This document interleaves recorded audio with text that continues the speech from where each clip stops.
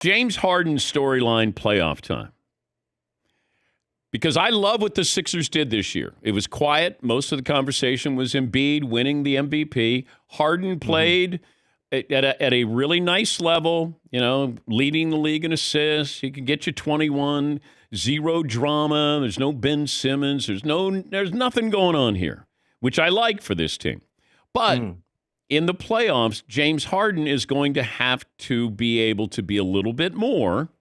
And we've seen playoff Harden, and it's not a pretty picture.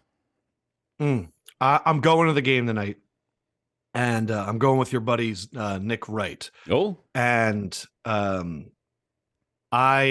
this is my team. Like, I was raised a Sixers fan. Game one is not sustainable. 7 threes, most in a playoff game in Sixers history since Iverson. But we've seen in games 1 and 2, his inability to explode in the lane.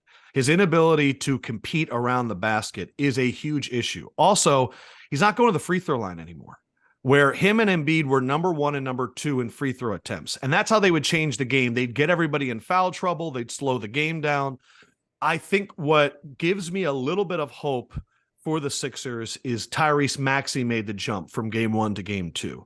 The question is, can Harden's facilitating plus Maxey's explosiveness and Embiid down low, can that be sustainable?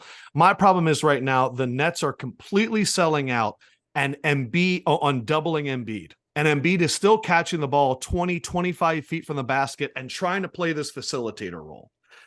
Let's see if it happens tonight.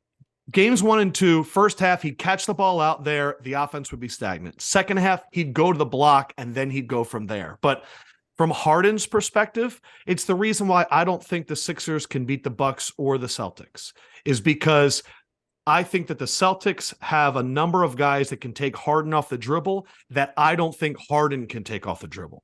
Harden's not faster than White. He's not faster than Tatum. He's definitely not faster than Brown. I think Marcus Smart locks him up. And then at that point, you're a spot-up shooter. And I don't think 7 threes is something you can expect every game.